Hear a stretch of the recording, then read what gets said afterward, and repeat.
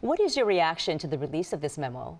It's very disturbing that the Republicans in the House would be willing to risk our republic to protect the president. And that's what they're doing. They're releasing classified information and they're asserting facts that are not supported by the evidence to protect the president in this Russia investigation. They're doing it over the objection of the FBI, and they are also doing it in a first world democracy where never before have we seen political leaders use our police to attack their political enemies or accuse our police of biases in investigations against them. So from where you sit on the House Intelligence Committee, what will you do at this point? The best way we can clean up the distortions that their memo have made is for the Democratic memo to be released on Monday. So we're going to force a vote on Monday. We're going to try and force a vote when we return and have a committee hearing.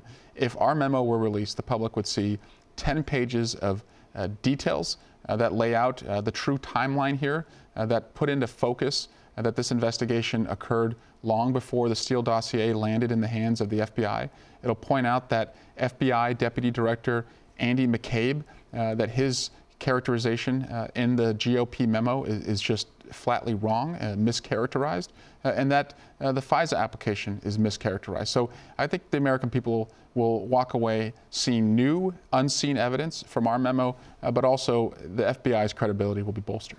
But you already tried to get that memo released last week. The Republican leaders on the committee said no. What do you think will change that this time? Well, now they have the public to answer to. And the public sentiment right now, I believe, is outrage. Outrage that they would trample all over the rule of law and that they're going to want to see, as I said, the evidence that corrects the record.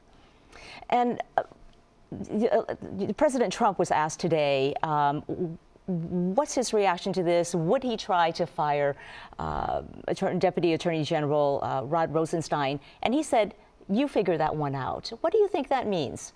Well, Donald Trump has shown a willingness to just, clear out of his way anyone who's been a part of this investigation. If you think about the individuals who are no longer at DOJ or FBI, from Sally Yates to James Comey to Dana Buente, and now, of course, Andy McCabe retiring this week or being forced out.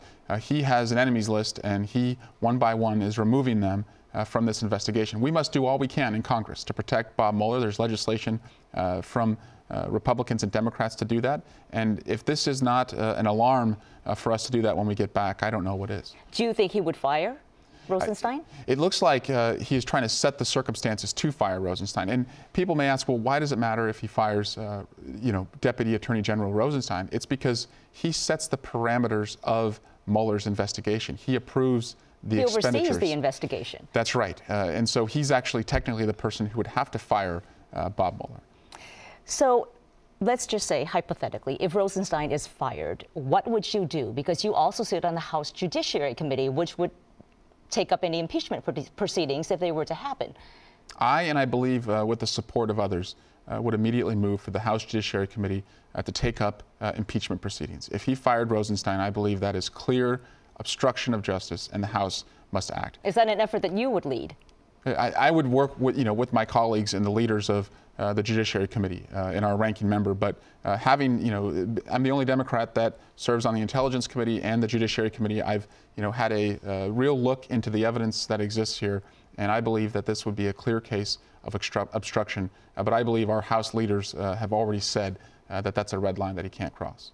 The Republicans are saying that this is a case where there was abuse of surveillance power by the Department of Justice, by the FBI, that Carter Page's constitutional rights were violated in this case. Is it possible that proper procedures and vetting procedures were not followed in this case? I haven't seen that. The FBI is not above the law, and we should, always look at all of their investigations to make sure that, civil liberties are being protected.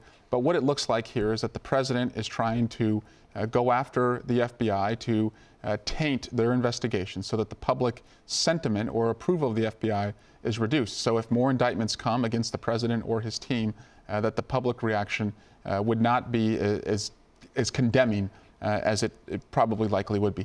One other point, Twee, is that by the Republicans referring over to the White House this classified memo before it became public, they essentially gave the White House pieces of evidence in the Russia investigation that the White House and the president may not have otherwise seen. That's important because they're essentially allowing them now to tailor their testimony, the president or the White House counsel, around the evidence that they now know exists. Well, there's so much more to discuss on this. We will definitely watch it, but I can't let you go without asking you about the budget as well, because the next deadline to reach a deal on government spending is February 8th, next Thursday. And Democrats had agreed to reopen the government after the 3-day shutdown last month with a reassurance from Republicans that there would be good faith negotiations on immigration. Has that happened? Has any progress been made? Negotiations are underway. I think it is, however, reckless for us to just continue to govern 2 to 3 weeks at a time. It's not fair to the American people. We should be able to solve our immigration challenges, the challenges around also funding, healthcare centers in our communities and our military. But we shouldn't do this 2 to 3 weeks at a time. That's not fair to the American people. And I've seen student councils in elementary schools budget, farther out than that. What would you need to see happen on DACA, on immigration, in order for you to support a long-term budget bill?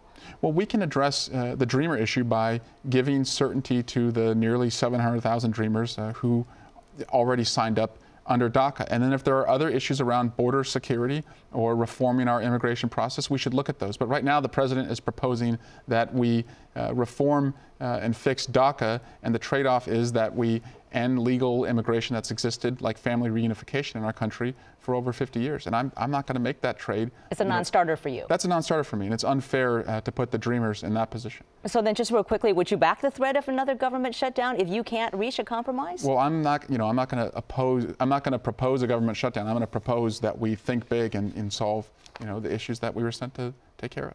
All right, Congressman Eric Swalwell, always great to have you on the program. Thank you for pleasure. making the time.